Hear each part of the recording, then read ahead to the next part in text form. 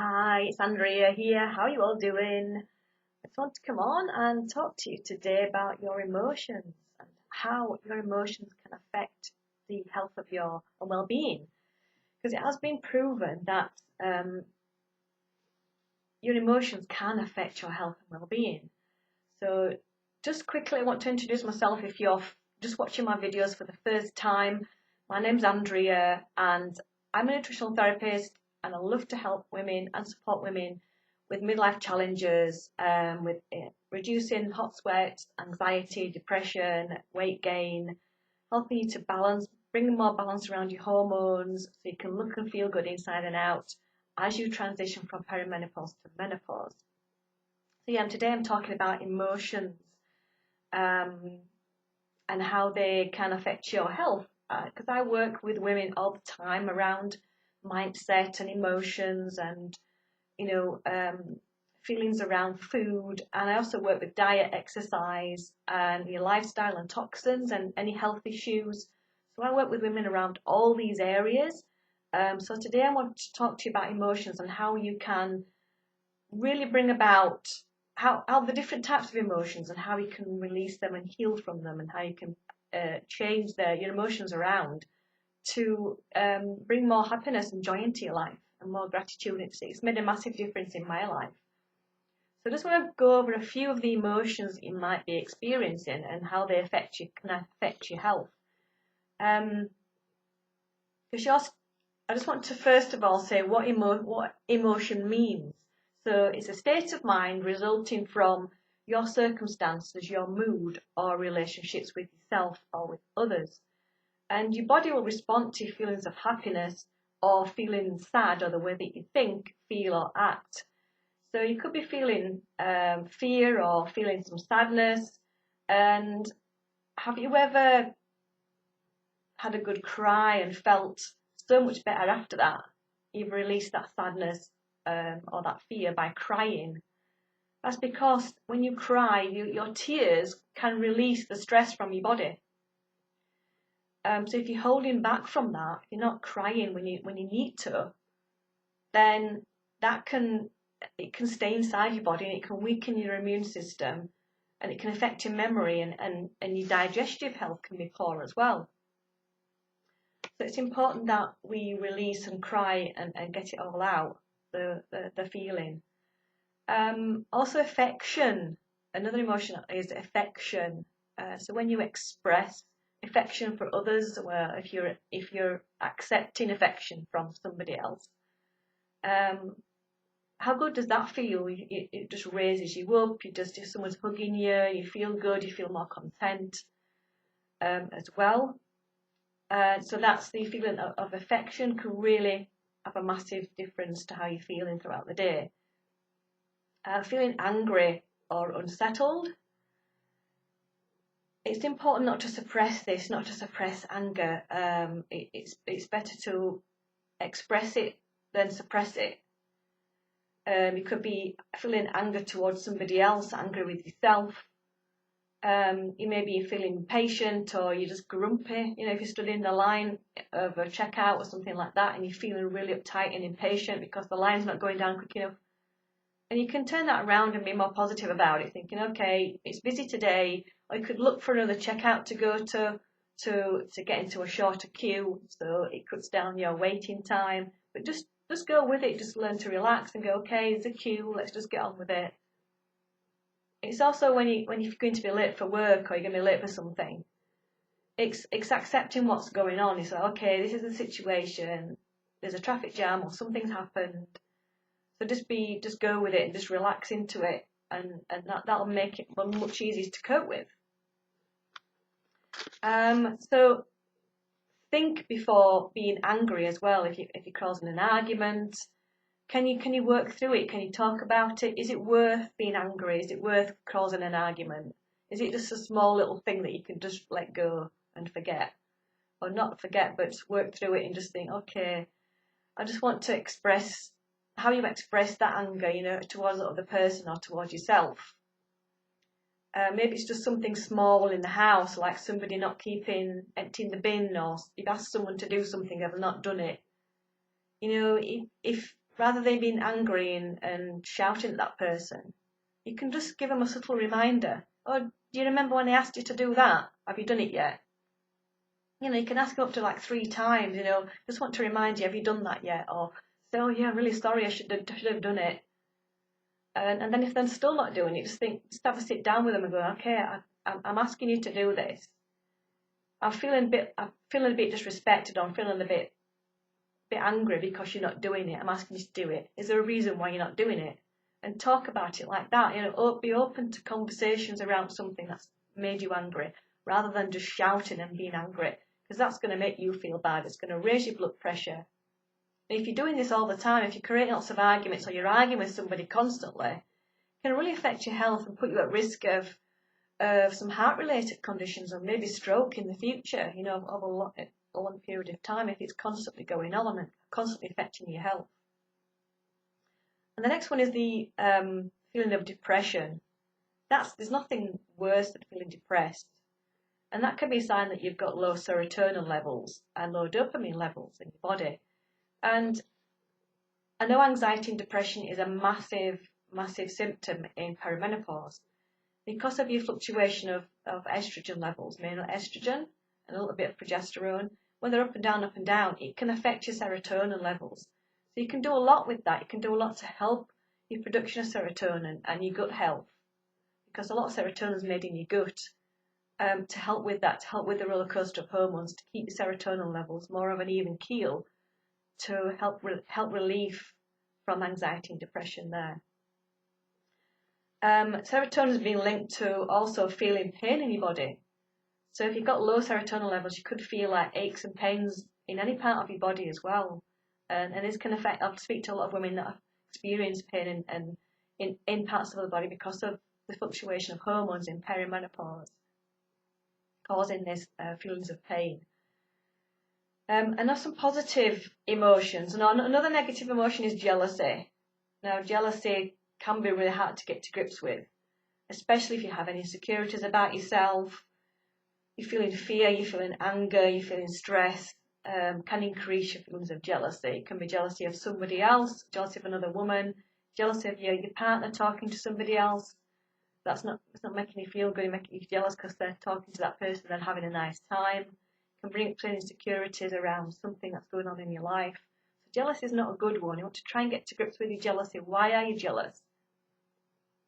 Because it can raise your blood pressure again. All these negative emotions can raise your blood pressure, can raise your stress levels, and create more disease in your body. And it can weaken an immune system, and like I say, your stress levels are increased as well. So we want to try and focus on more of the love hormones, your oxytocin, laughing more. When you've got more love and laughter in your life, it can really love. It's been shown that having love for somebody else, having love for yourself, can help to restore your nervous system and improve your memory and trigger growths in your brain, and brings more feeling of calm and happiness in your life. And laughing is the best medicine ever, just laughing. I know when I was in hospital, recovering from a car accident, I used to watch programs on YouTube to make me laugh, to help me, to lift me up, to help with my healing of my body. Because it's been shown to raise growth hormone by 87% by laughing. And that's a massive difference. It can help you to reduce stress and really lift you up. So incorporate more laughing into your life. I think we should all laugh out loud every day at something. And holding on to grief as well is not good. And this is different because you can have grief from a loved one, the loss of a loved one. If you've lost somebody in your life that you loved dearly, and that grief can go on the rest of your life. You don't recover from it really. You just learn to cope with it. And that grief comes in waves. It's a healing process, and it can take a long time. And everyone's different the way that they handle grief, handle the loss of a loved one. And you can have triggers the rest of your life that will trigger emotions that bring up the grief and the feelings of that person that you love, that you've loved when they were living. So be patient with yourself when you're letting go of the grief of a loved one. It's important to let that out, not to suppress it. Again, you have to release. As the waves of emotions come on, it's important to release them, to go to spend time with yourself, to release those emotions, or with somebody else, to talk it out, or write it out in a journal, write out your emotions and how you're feeling. It can help to release it from your body. So it's important to express, not suppress here. Some tips that you can do to help with this, help with the expression and not suppressing your emotions, and having more of the good emotions like love and laughing, is you can write a list of everybody in your life or events or something that's happened that's caused you grief, anger, feelings of sadness, and write out those people, write out the scenarios in great detail on a bit of paper. And this includes yourself, anger towards yourself, negativity towards yourself. Write out how you can forgive yourself and these situations and these people. And then you want to work through each one individually and say out loud that you're forgiving and releasing. You're setting that person free, you're setting yourself free, and you're sending them away with love. And you can do that. You might come across some situations or people that you can't do that with yet. You can't release that. When I went through my divorce, my husband betrayed me with another woman. And I held on to anger and hate for him and her for a long time. It took me over a year, I think, to be able to release that, to forgive him and her, to release it from me, so I could move on with my life and be more happier and release that anger inside. And I felt much better after I did that, after I could work on it. See, it may take you some time to be able to release those negative emotions for a certain situation or somebody. So you want to be easy with yourself and come back to that at a later date when you're able to release that. Once you begin to release all this negativity inside yourself, you feel much lighter inside. You'll feel happier, more calm. And it's had a massive impact on my life by doing this process myself. So I want to pass on my tips to you, how you can do that. And I help women do this all the time, every day. Because every woman's different in their healing journey. Through perimenopause and menopause and midlife can bring up a lot of situations that you haven't dealt with. When your hormones are reducing down, it can bring up some things that you need to work on. And it might some feelings of feeling insecure, of not feeling happy. And it brought up a lot of negative stuff for me, myself, that I had to work on and figure out what lights me up, how can I be comfortable with myself, what can I do to bring more happiness into my life. I had to work on this myself, so I know how you're feeling here. So keep working on it, and also you want to create some healthy habits. Another tip for you to help create some healthy habits.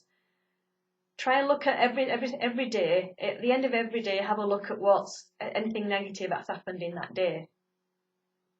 Could be somebody or a negative thought or something that happened in the day. And then work on that and to release it. Work on releasing it and forgive and offering forgiveness for whatever happened to you. Give forgiveness and release it. Then it's not going to fester in your body. It's not going to grow into something bigger and affect how you're feeling inside, because you're releasing it every day. You're releasing what happened.